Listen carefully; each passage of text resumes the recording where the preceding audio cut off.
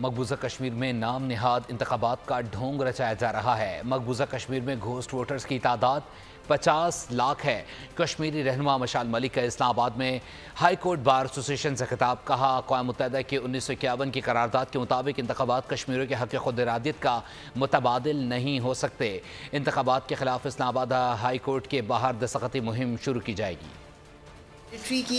Military intelligence की जो might है वहाँ पे और जो इंटरवेंशन है उसके तहत ये इलेक्शंस कराना, और इन इलेक्शंस में भी जो इतनी बड़ी 50 लाख तकरीबन लगभग जो है तादाद है वो गोस्ट वोटर्स की है, वो इंडियंस हैं जिन्होंने इलेक्ट्रॉनिकली इन इलेक्शंस में पार्टिसिपेट किया है। तो जो भी रिज़ल्ट्स आपको नज़र आ रहे हैं इस वक्त, अपनी तरफ से कोशिश तो की जा रही है इंडियन स्टेट की और ख़ास तौर पे मोदी सरकार की, वहाँ पे दिखाया जाए कि हम जो कश्मीरी पब्लिक है उसने ओन किया इन इलेक्शंस को। हालांकि रियलिटी में जो खुद इनके अपने सर्वेज हैं अल्हम्दुलिल्लाह कि जो पिछले 10 साल पहले जो इलेक्शंस हुए थे उन इलेक्शंस के स्टेटिस्टिक्स को कंपेयर किया जाए इन इलेक्शन से तो ऑलमोस्ट 14% की कमी है।